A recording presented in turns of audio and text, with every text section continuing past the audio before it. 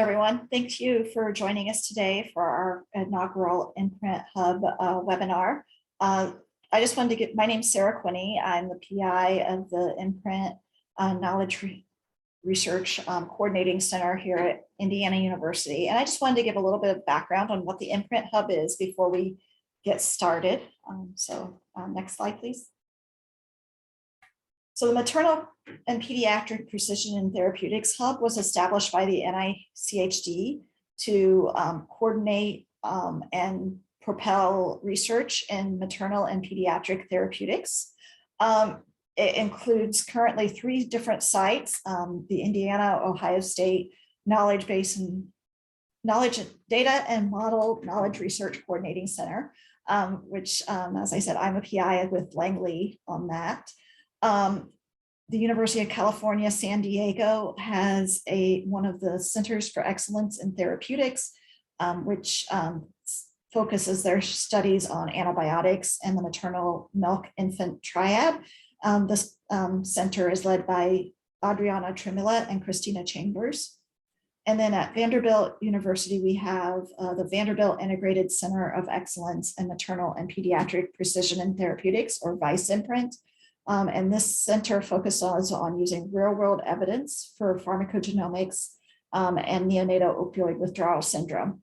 It's led by Prince Canacero and Sarah Van Driest. So I invite everyone, I thank you for joining us, invite you to stay connected with the MPRINT Hub. We're working on a website that should be launched within the next month, but for now, please follow us on Facebook, LinkedIn, or Twitter at MPRINT Hub. And also, I hope you are able to join our future monthly webinar series. These will be held at 2 p.m. On the second Monday of each month at 2 p.m. Eastern Time. Our next seminar is on January 10th and will be held, led by Sarah Van Driest on the topic of using real-world electronic health records data for precision medicine research. So we will have registration materials available for that webinar shortly, and we'll post those on our social media accounts, as well as email them through to those of you in attendance today if we have your email address on file. So again, thank you for joining us. And now we'll move on toward our first speaker for our series. I'd like to introduce Dr. Robert Bies. Rob is a member of the DNKRCC, the Knowledge Research Coordinating Center for the MPRINT Hub, and my co-PI on the Pharmacometrics and Clinical Trial Design Core. He's a professor at the University at Buffalo and will be speaking today on model-informed drug development. So with that, I'll introduce Rob. If anyone has questions throughout the talk, please feel free to raise your hand or place them in the chat or Q&A box, and we'll address those during the talk as well. Thank you. Thank you for the kind introduction, Sarah, and thank you for the opportunity to present on model-informed drug development. So this is going to be a sort of a very high-level overview of this area, and it's one that both Sarah and I have worked in quite closly. There are a couple of key papers, and you'll see the citations as we go through here that you can point to if you would like some additional depth on any of the topics that we touch upon today. So this definition is from several years back. This is the FDA critical path definition for MBDD. Well, we're talking about MIDD. This is model-based drug development, often referred to as model-informed drug development or model-informed drug discovery and development, MID3. So we'll just stick maybe with MIDD, but this early definition hasn't changed that much. It states that MBDD is the development and application of pharmacostatistical models of drug efficacy and safety from preclinical and clinical data to improve drug development, knowledge management, and decision-making. And so this is really about building mathematical models to represent systems, to use all the available data, to incorporate our knowledge of the dose concentration response relationships, patient-specific characteristics interacting with those relationships, and to apply this. And at that time, it was indicated the hope at that time with the systematic application of this concept of drug development has the potential to significantly improve it. And we'll see a couple of examples actually where it's there's been some impact. So as a general outline, I'm going to review the drug development process very briefly and introduce what is a model, just so we're all on the same page in terms of what I'm talking about in terms of modeling and simulation, and then what is modeling and simulation in that context. And then that leads into the learn and confirm paradigm that is applied in terms of understanding the levels of knowledge and how that can be incorporated into a model-informed drug development or model-based drug development paradigm. And then I have some examples of model-based drug development as well. So the drug development phases, and this is probably a review for many of you.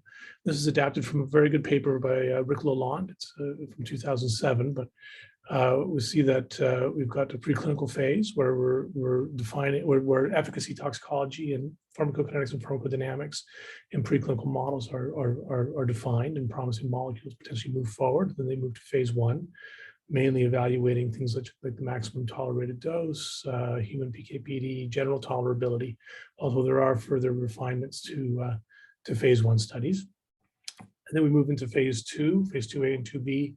This starts in this phase, efficacy and safety are probed more fully, perhaps proof of concept in terms of effect, efficacy or with respect to target engagement and response are explored. Dose and exposure response relationships are built, and some dose adjustments are explored. And this essentially feeds forward into phase 3, which is really a confirmatory phase. It's evaluating the therapeutic index, actual efficacy, efficacy and safety, covariate effects. And then occasionally there is a post-marketing requirement, phase 4, after registration and labeling, where results relative to competitors or regional differences or the therapeutic index, or perhaps surveillance for some additional effects may be assessed. So what is a model? Okay, a model is, for the purposes of today's discussion or today's presentation, a model is a description of a system using mathematical concepts and language. And that representation of the system can then be probed and different scenarios assessed using the structure that you use, i.e. that description that you use.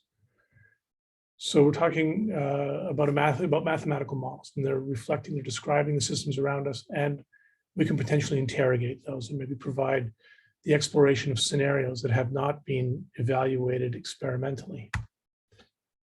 So this feeds into the idea of modeling and simulation. So the modeling component is to reduce all of our information, data, and assumptions into a form that can be used to probe alternate designs and outcomes.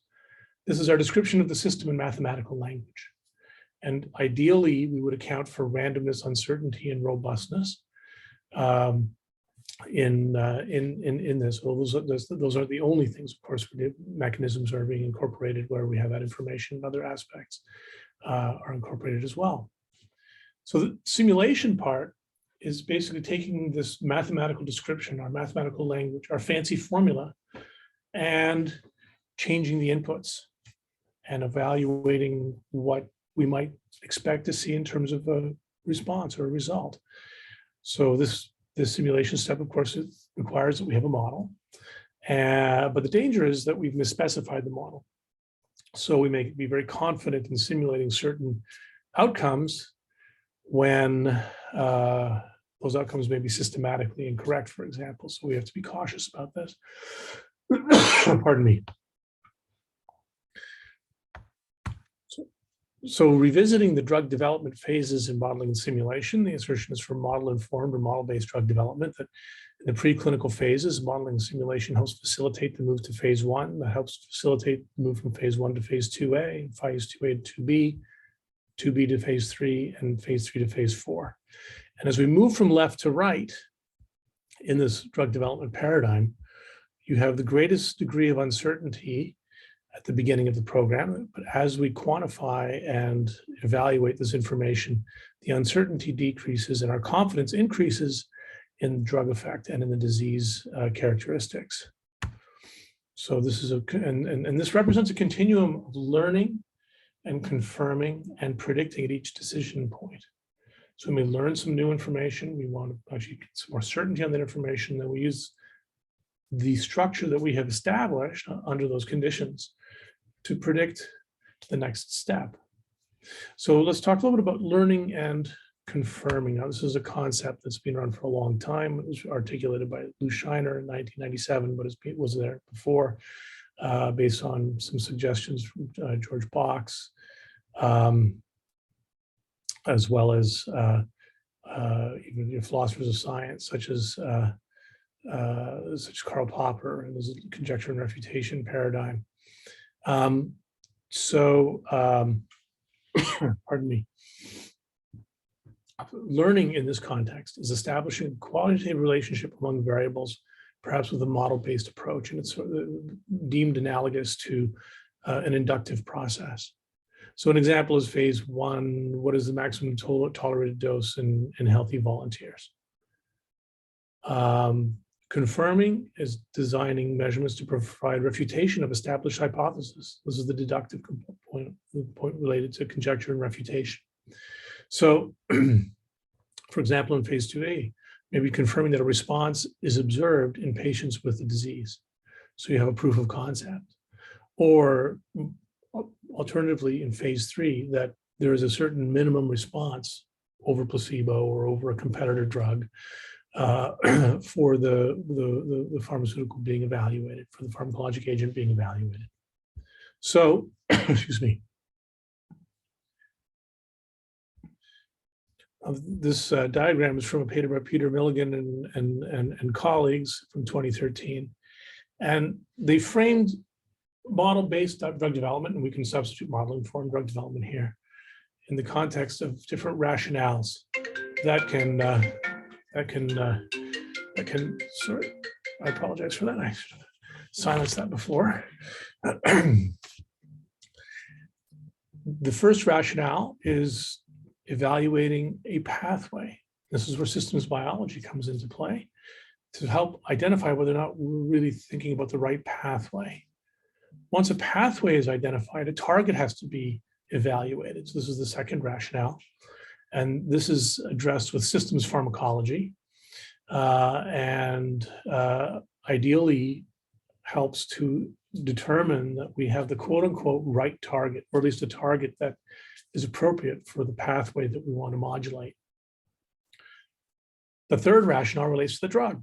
So do we have, and this is where the translational sciences come into play, and do we have the right molecule to actually engage this target in the way that it needs to be engaged to perturb the system? The fourth rationale is to evaluate the benefit and the risk. So this is the exposure response. This is the PK, PD, TD evaluation. And do we have the right dose? And the fifth rationale is then, now that we've got to this point, what about the overall effectiveness and reimbursement? Is this a drug that will have market share? Will it actually have a sufficient effect to actually be distinguishable in terms of making an impact on a particular therapeutic area? And then this is where optimized products divisions come into play, and you find the right patient. So you have the right pathway facilitated by MIDD, the right target, the right molecule, the right dose, and the right patients. So Lalonde et al. Also, they evaluated, or they articulated model-based drug development as being sort of in the hub of multiple contributing factors, multiple contributing areas.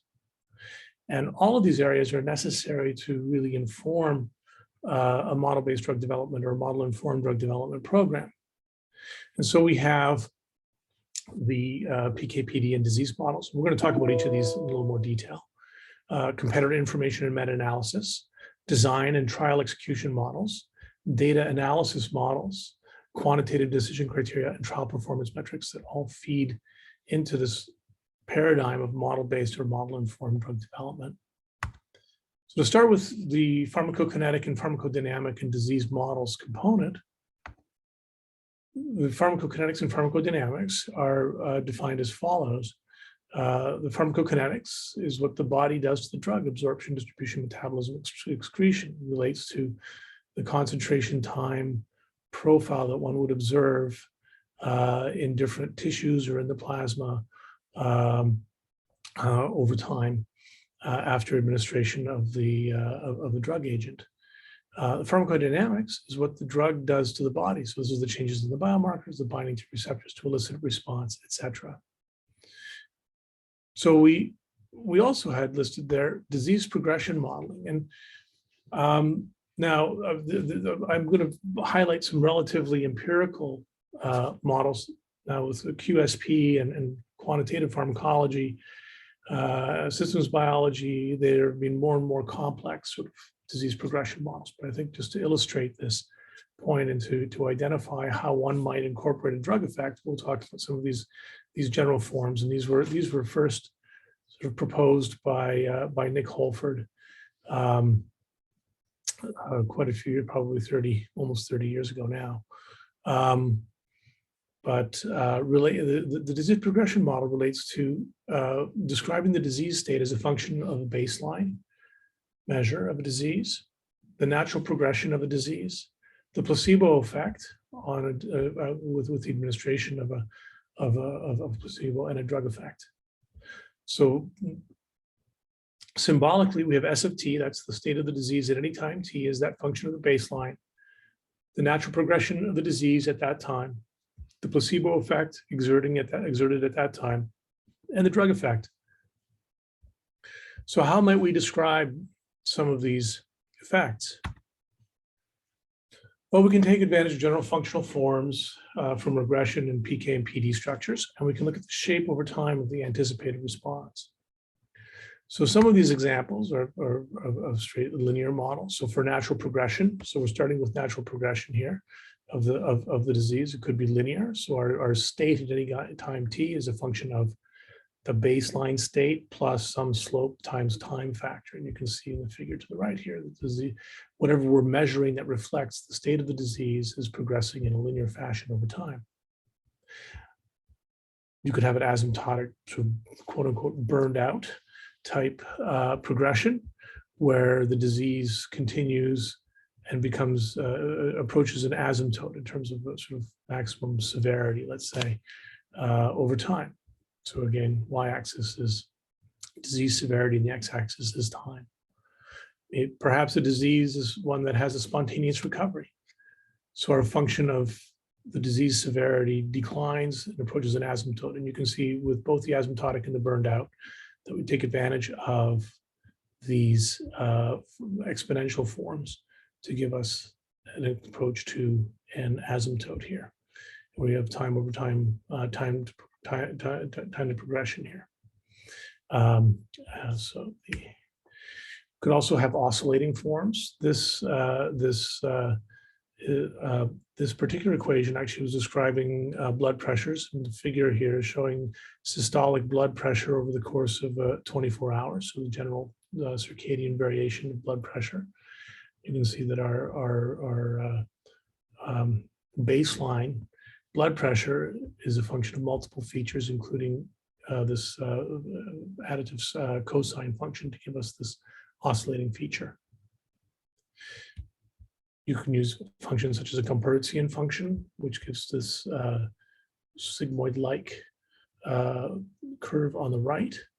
And you can see it's sort of like this double exponentiated term that can describe it. The issue with some of these approaches is that the parameters are not necessarily directly relatable to physiologic processes, for example. So our natural progression may look something like this picture here, where we have a change in Alzheimer's disease state from baseline in the time in years. You can see a relatively linear progression. There's sort of an average progression rate here, and then we have multiple different individuals that progress at different rates, get censored at different times in terms of when their observations stop, for example. So that's the natural disease course. Of course, we often don't have that information, although there are helpful data present in the literature or diagrams of these measures of disease severity, for example, that can be leveraged. So now we have the placebo effect. So we've got the baseline is whatever you measure at time, at the base time that you're observing the patient. We've talked a bit about this sort of the natural progression rate. We've talked about a couple of different forms that one could use in terms of how the disease would progress without an intervention. And now we potentially have a placebo effect. So you have a study, it's placebo controlled, it's well documented. There's typically a placebo effect that's observed in many different therapeutic areas. So one way to describe this would be an exponential decay back to the original form. So we have our placebo effect is some baseline placebo effect times this exponential function that reduces the effect. And so if we incorporate this into the disease progression model, what we have is the disease state at any time t is that baseline state. Here we're going to assume a linear disease progression minus the placebo effect. In this case, we're saying progression is worse in the positive direction, and the placebo effect takes away from that. We see that in this diagram. We have an offset, and then that offset decays back to the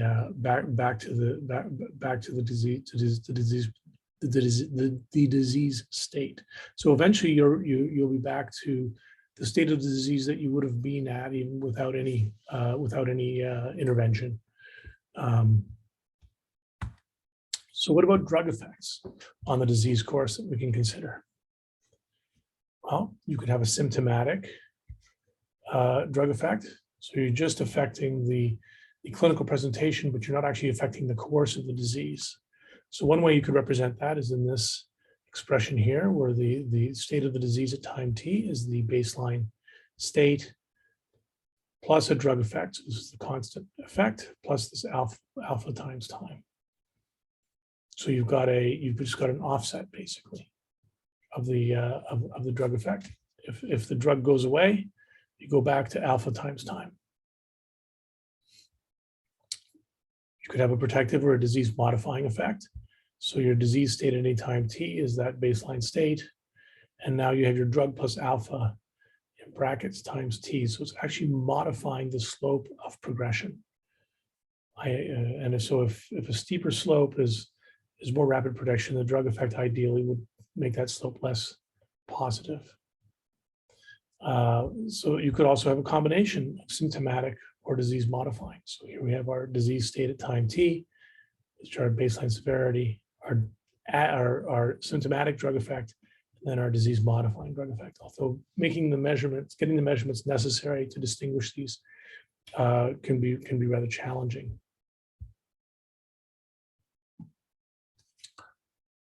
So these effects are pictured in this graph.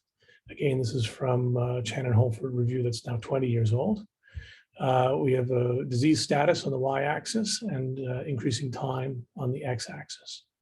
So the natural history of the disease is basically this top diagonal line here. We can have a symptomatic effect of the drug. So you can see that there's an offset, and then that symptomatic effect basically parallels the disease progression with the same slope. And as soon as the drug is removed, time 10, return to the disease state as it would be if you had not been on any medication, and it continues to progress at the typical rate of disease progression for this linear model. You could have a protective effect of the medication. So here your disease is progressing, you start the drug, it changes the slope of the progression for as long as you're on the drug. And then we discontinue the drug here at time 10, and you have a return to the same rate of progression. You could have a combination of symptomatic and protective. This is the solid line. So you have an offset for the symptomatic effect, and you have the reduced slope of progression. And then when the drug is removed at time 10, the symptomatic effect goes away, but because it was also disease modifying, you are in a different position in terms of the state of the disease at that time. And then you continue to progress at the natural progression rate.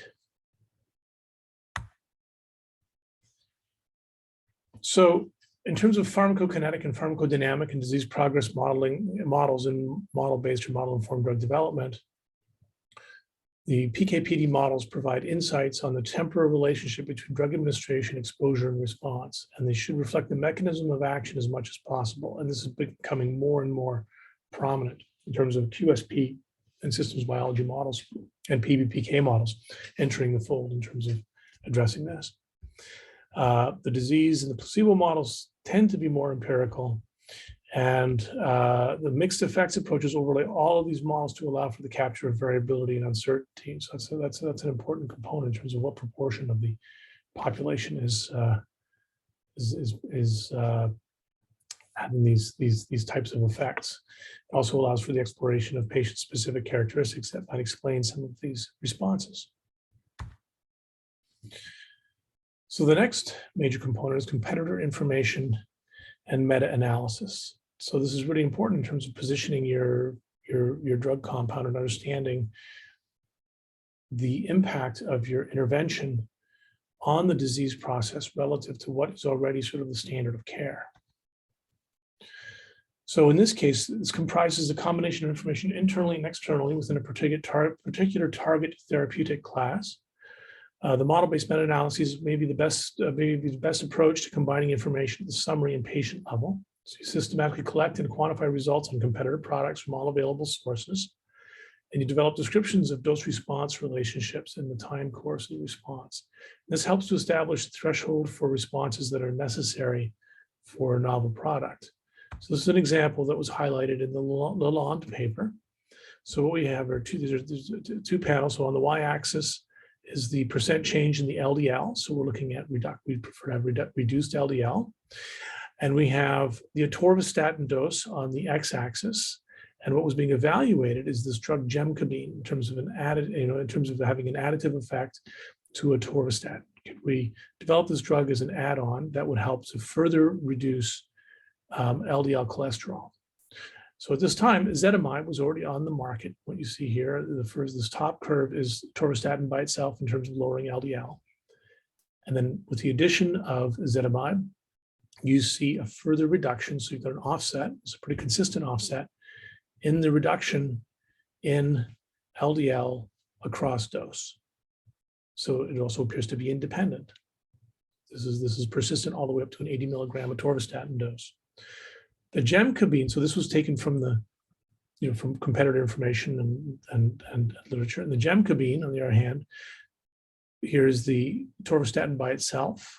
Okay, when you add gemcitabine, you do see an offset initially, but then there's an interaction. It's not independent, and it actually has a smaller and smaller effect as the atorvastatin dose gets larger.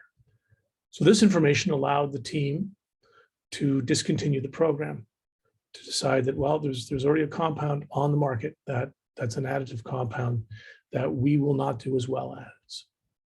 And so that's an important underpinning of the types of decisions that can be facilitated with model-informed or model-based drug development.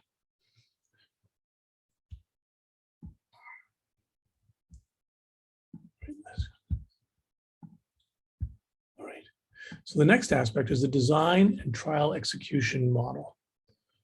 So we talked a lot about PK/PD and disease models, competitor information, and meta-analysis. A lot of these, actually, there's a lot of crosstalk in these components as well. But we're sort of letting them talk through the model-based drug development, model-based drug, model-informed drug development paradigm. So there's an increasing use of adaptive clinical trial designs, allows changes in randomization ratios, allows termination earlier, and focuses enrollment on most effective dosages. And so where our in silico techniques come into play, so we can use clinical trial simulation techniques to explore different design paradigms. And the clinical trial simulations include the PK/PD modeling, the disease progression modeling, covariate distributions, the trial design, dropout patterns, censoring patterns, that are essential here. And one of the great advantages to using the clinical trial simulation paradigm is it forces the team or forces the investigator to list all of the assumptions that are going to this. You're synthesizing that knowledge, taking it a step above. You've got your PK/PD models we talked about already, your disease progression models, but now you're listing the assumptions that you're synthesizing to create your virtual clinical trial. So we have then our design of the simulation project. So what is the experimental design? So does the design allow us to address the question? We can do many replicates, and we can modify trial design properties, explore what the impact is. Then we have our models for simulation. So these are our quote unquote input output models, our PK/PD disease progression models, QSP models, systems biology models. And then we have covariate distribution models, because if you're going to create virtual individuals, they need to have combinations of features that are physiologically reasonable or look at the patient population of interest. And then the execution models for what you are going to specifically interrogate these models with.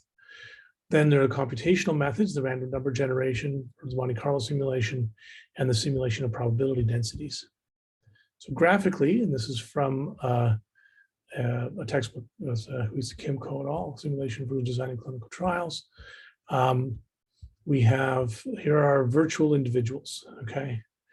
Our virtual individuals, we try to capture human behavior aspects. Maybe we have some information on adherence, on other features that might be intersecting with potential response in a therapeutic area. We have our PK information, maybe PK/PD information. We have our disease progression information. And then we take these virtual individuals and we put them into a trial execution model, a simulated clinical trial, and can simulate clinical trial data to generate a virtual clinical endpoint. And then that is used to evaluate trial designs or clinical practice strategies. And then this may be a feedback loop in terms of refining that design or practice strategy in terms of the interactions of all these features. Another aspect of model-based or model-informed drug development is the data analysis model. And so the data analytic model relates to formally, prospectively defining data analysis methods with underlying statistical models. So is this a confirming question? Is the effect size big enough? We're going to do, for example, pairwise analysis of covariance. Are these learning questions that we're going to be addressing? So what is the shape of the dose concentration response curve? This is a regression-based approach, and do we have enough information to get at that? And have we pre-specified what we're going to evaluate? Are we doing an endpoint analysis versus a longitudinal analysis? So most of the PK/PD and disease progression modeling is very, very well suited to longitudinal within individual measures, repeated measures over time. But maybe we need to produce a single endpoint, because this is going to be the comparator with respect to the overall response at the end of a specific study. So these are all things that have to be specified. And then we have quantitative decision criteria and trial performance metrics. So the quantitative decision criteria could relate to the size of the effect that's necessary to observe. For example, the 95% confidence interval shows that we will have a distinguishable response from our target value, for example, for a particular response.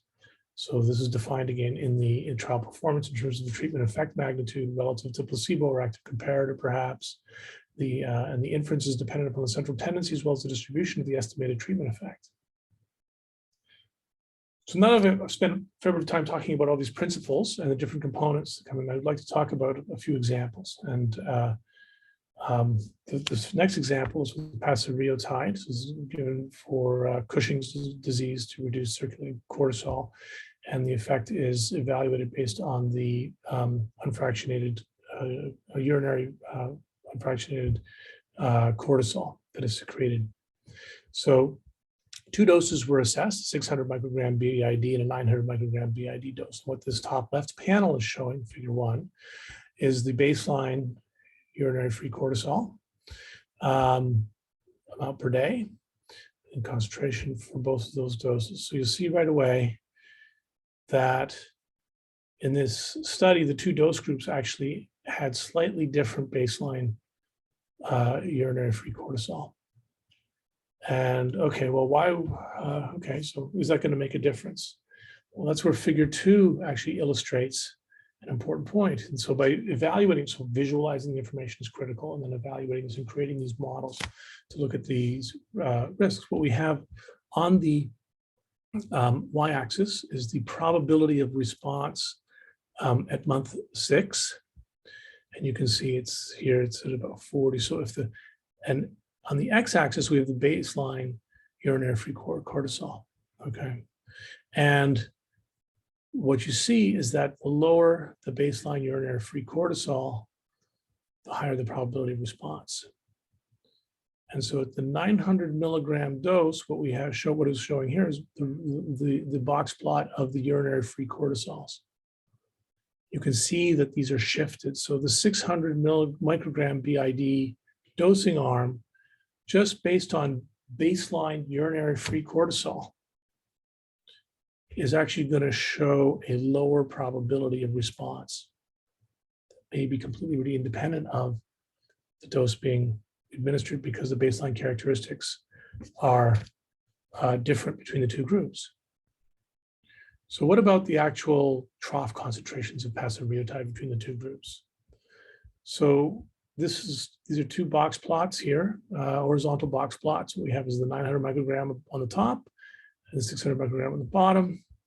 And you can see the distribution of measurements for trough values and the average C trough of pasireotide at month 2. So there's quite a bit of overlap, even though the 900 is somewhat higher, but it's just there's quite a bit of overlap. So in figure 4, the next thing that was evaluated is, okay, well, if we correct for this in the model, we can correct for things like the baseline urinary free cortisol. And so if they do that, what we have here is the probability of being a responder at month 3 on the y-axis. On the x-axis, the pasireotide average trough concentrations at month 3. And we have 3 sort of graph elements here that are important. One is this probability curve. So here's the average, the green dash, and then the confidence intervals, the actual measurements, okay, at these levels with the confidence intervals.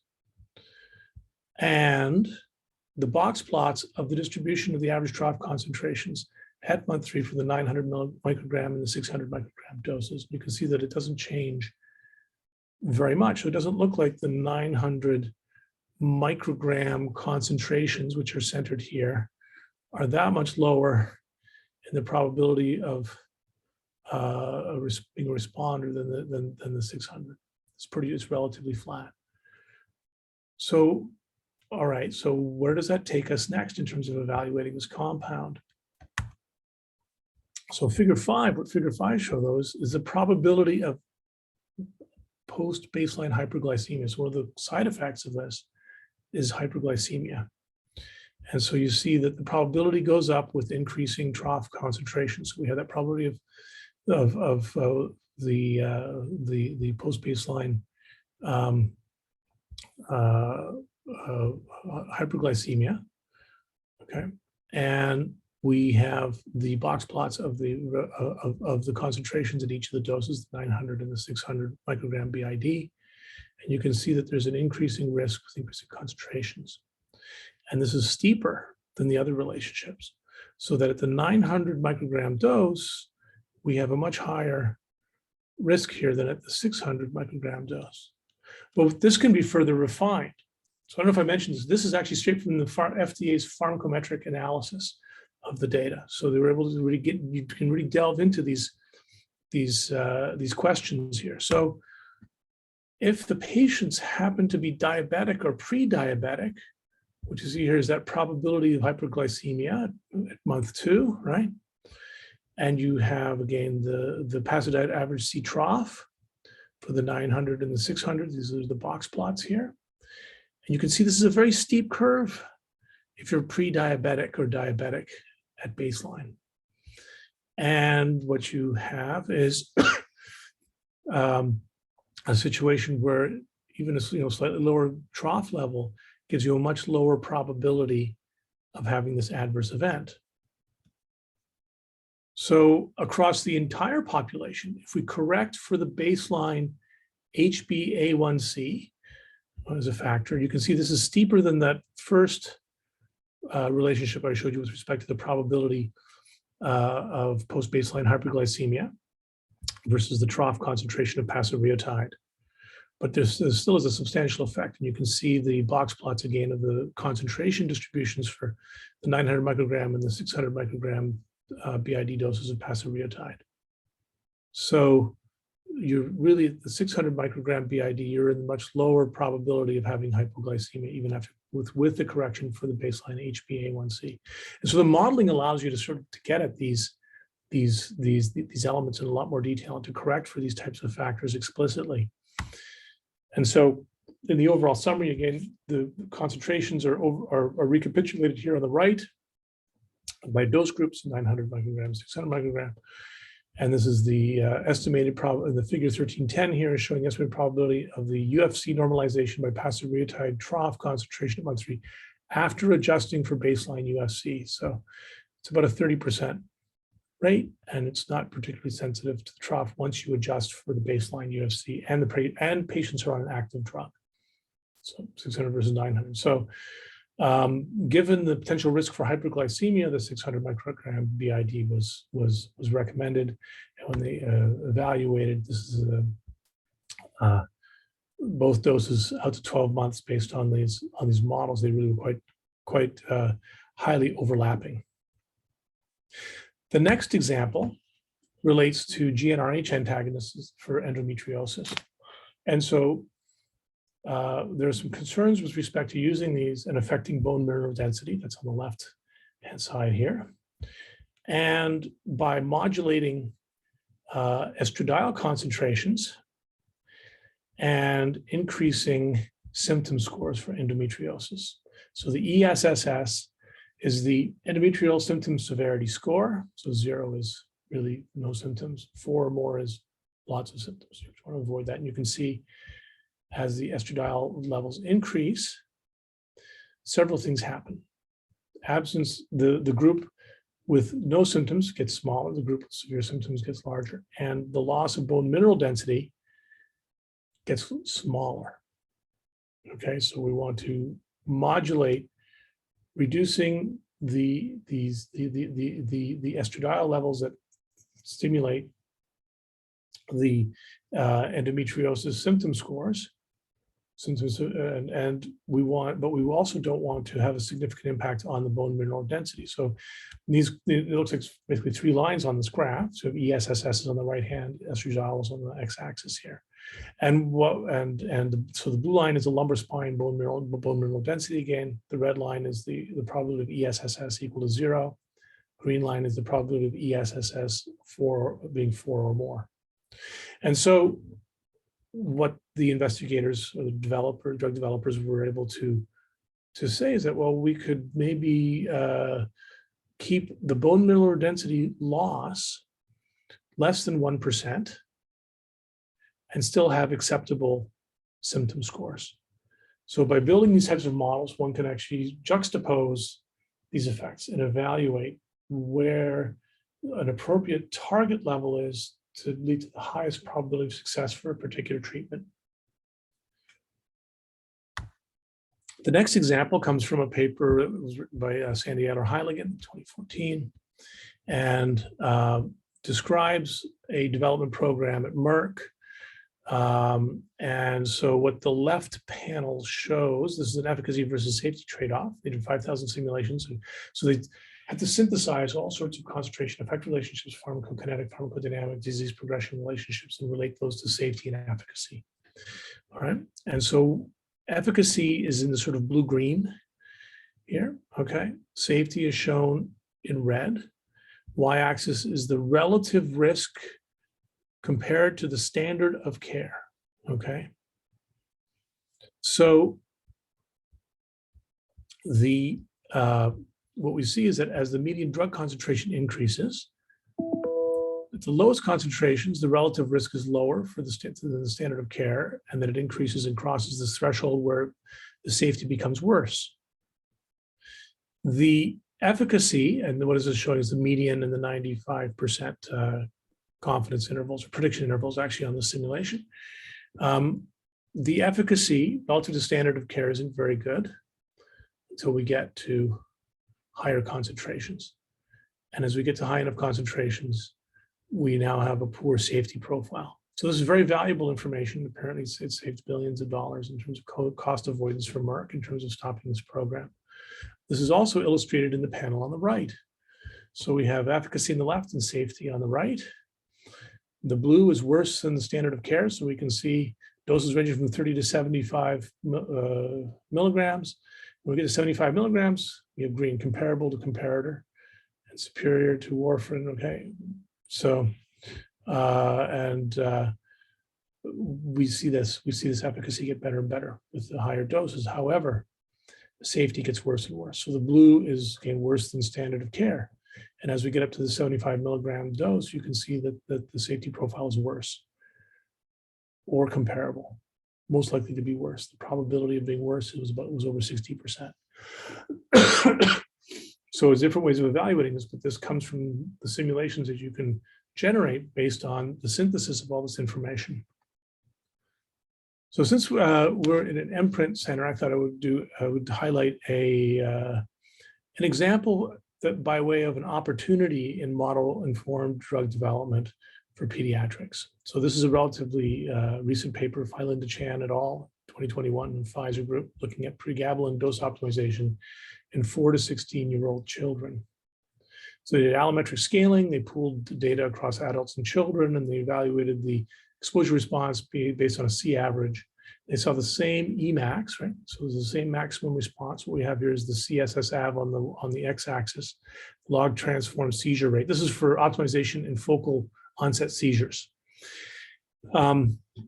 And we have these rates. But the other thing is there appears to be a common potency in terms of the EC50. For the pediatric and adult placebo responses are different. So you can see that there are elements that are shared in terms of the response, and then one can actually target concentrations to give you as maximal response as possible in both populations. Now, why I say this is a highlight of potential opportunity is the studies were actually done, but if they had were able to evaluate and utilize this information, they may have been able to discover this without taking an extra 16 years to get to this point, because the studies were run to show that actually is confirmed specific doses in pediatrics that were determined with a modeling and simulation extrapolation exercise. And so these are the actual results. The actual observations are the circles, and then there's box plots that are based on the simulated values here to match for the pediatric population. And you can see that the 10 milligram per kilogram per day is given BID up to 600 milligrams. But the other key thing that they identified with the modeling and simulation is that children from 4 to 16 years old that are under 30 kilograms need a 40 to 50% increase in the dosage. And so the starting dose is actually substantially higher. Instead of 2.5 milligram per kilogram per day, it's 3.5 milligram per kilogram per day, given as BID or TID dosing. So they actually will help to optimize the seizure rate reduction at day 28 on the basis of this. So in future, ideally, you'd be able to collect some of this information, get the exposure response relationship, and extrapolate the doses necessary to achieve effective concentrations without having to do two full, with a phase 1 plus 2 full controlled studies. So revisiting the FDA model-informed drug development definition, again, MIDD is used to describe the application of a wide range of quantitative models in drug development to facilitate the decision-making process. And it is really about developing and applying exposure-based biological and statistical models derived from preclinical and clinical data sources to inform drug development and decision-making. And the link here is quite a good conversation with Raj Manabushi. And there are several papers with him and also with Yanning Wang in the last few years that highlight this regulatory perspective. So from this, there's sort of 3 key elements of model-informed drug development from a regulatory perspective. Actually, from any perspective, but this is from a regulatory perspective at CEDAR. And this is really related to leveraging a thorough understanding of how the drug disease and how the drug affects drug affects a disease, and understanding that drug and understanding that disease. We sort of separated those things out earlier on. It's also about quantifying information by developing mathematical models and being explicit about those and transparent about those mathematical models. And then applying this knowledge to address issues pertaining to drug development and clinical use, so facilitating utilization.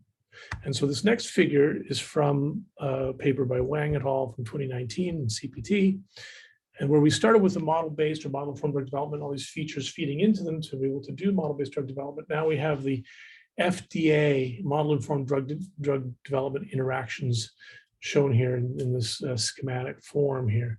So in the middle, we have policy, and we have model-informed drug development, informing on the basis of clinical trial design, on the basis of dose optimization, and providing supportive evidence for efficacy, which you can see in each of those examples that I presented earlier. So in conclusion, model-based drug development provides a quantitative basis for making risk decisions more efficiently and with explicitly quantified contributors to success or failure. And by trying to synthesize, or by synthesizing and incorporating all the available data, it provides the opportunity to be explicit and transparent in the assumptions and the limitations of the component models. These are PK, PD, and disease progression models.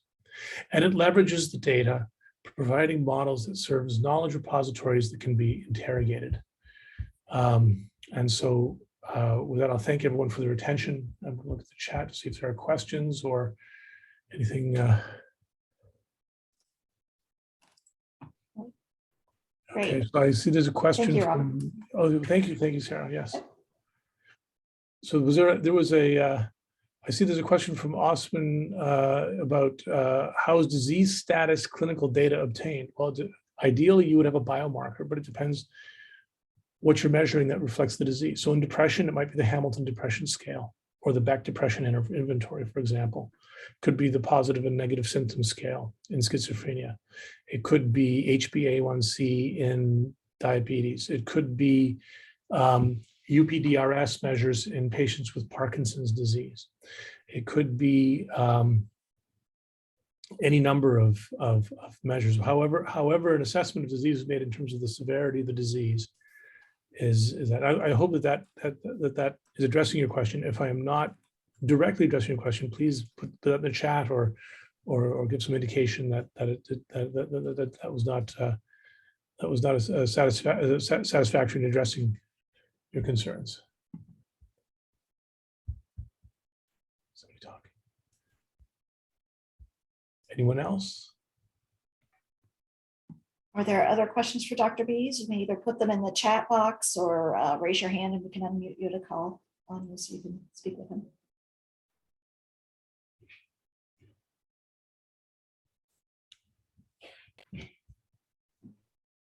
Rob, I do have a question, kind of along the same line of, Sure. Validating the models. How critical is it to obtain data for validation? Well, it's ideal. Validation in what sense though? So a lot of the examples I showed were sort of drawing data from all sorts of different sources and mixing individual level data with competitor data that was maybe only available in summary form.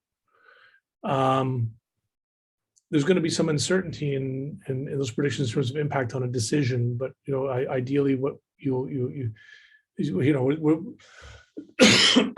ideally one would have full external validation data sets and the like, but you may not. Certainly with your internal data, you would expect to do this, but in terms of comparator information, it may not be possible to do that.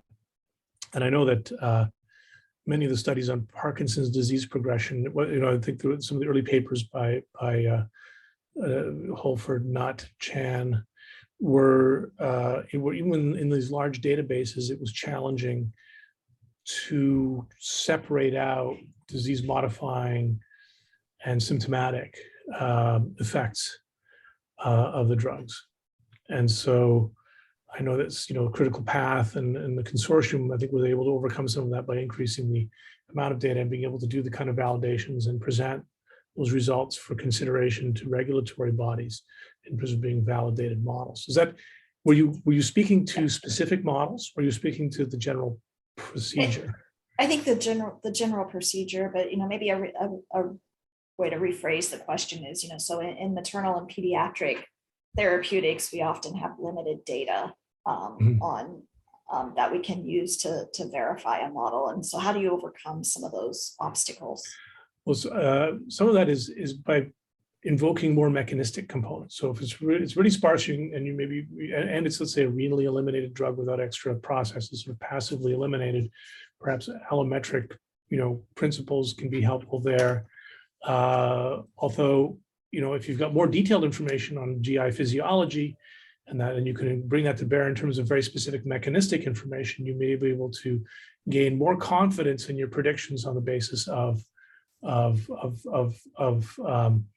formally incorporating that sort of that knowledge of the system, bringing that knowledge of the system to bear as sort of a qualitative Bayesian prior, effectively. But there will always be significant uncertainty. And then on one of the very early slides, I think there was a point with respect to being careful, because if a model is systematically misspecified or wrong, you may get what look like very, very confident predictions or very robust predictions that are completely incorrect. So having as much external data, I mean, consortia are a way to try to get at that in terms of getting more information to support things. But the gold standard, I think, as you alluded to, is having an external validation.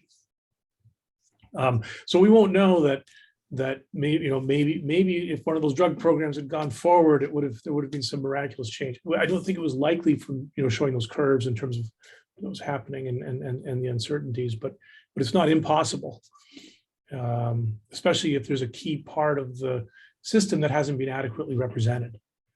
So I guess it's always unfortunate. It's being in the unfortunate situation of never having sort of the ideal data to give you really a great deal of confidence. You have to have enough confidence to make a particular decision, but and then perhaps it's borne out as you move forward, or perhaps you get a provisional sort of approval and have to do post-marketing surveillance and enhance your data set. And unfortunately, there's a whole subset where you really just can't get the measurements. It's just not possible to do the experiment. And I know you're aware of exactly those kinds of scenarios, especially with respect to, let's say, with respect to fetal exposure, especially early neonate, premature, and premature infants, and the like as well. So I hope that better addressed your question. Yes. Yep, that did. So, and we do have another question in the chat. Thank you for the presentation. What are the tools utilized to develop disease progression modeling? Well, and there's any number of tools, actually. There have been a lot of disease progression models implemented in nonlinear mixed effects modeling software, such as non-mem or Monolix or other components. They could be implemented in MATLAB. They could be implemented in STAN and with a Bayesian implementation, or in WinBugs, or actually WinBugs isn't really supported anymore, but any platform that allows you to specify these types of equations, maybe to do some hierarchical modeling. There have been questions addressed in SimCip or with PBPK models, but those could also be run in MRG Solve or in GastroPlus or in oh geez, I'm blanking. PKSim, yeah, Mobi, and others. So when you are so you can implement these wherever you can implement equations, basically, and it's what you need to ask with those equations, and whether or not you need to do what type of estimation you want to do. That helps to guide the selection of an appropriate tool. I don't know, Sarah, if you want to jump in as well, because I know you've been involved in this for a long time. If I probably left some things out. So I think you're right. Anything where we can do programming language, Mathematica, Julia, anything that you can think of. It's less about the platform for the language and more about the model itself and the structure of that model. Yeah, and I actually have Puma's AI coming from the Maryland group as well. I apologize, I should have mentioned that first, because actually that's an integrated software package that actually tries to bring in some of this information more explicitly without having to be quite as concerned about sort of the inter-platform translation. So occasionally, and that's based in Julia. I think it's written in Julia, Right. and that really has some remarkable functionality, and that's Vijay Avaturi, I think, is sort of spearheading, well, Joga and Vijay at University of Maryland. Pardon me. Great. Well, thank you for a great talk and presentation to kick off our Thank you. our seminar series. We hope you guys have enjoyed this. We will be making these webinars available online once our website's established, so be looking for that. And we thank you for joining us. Look forward to seeing you later.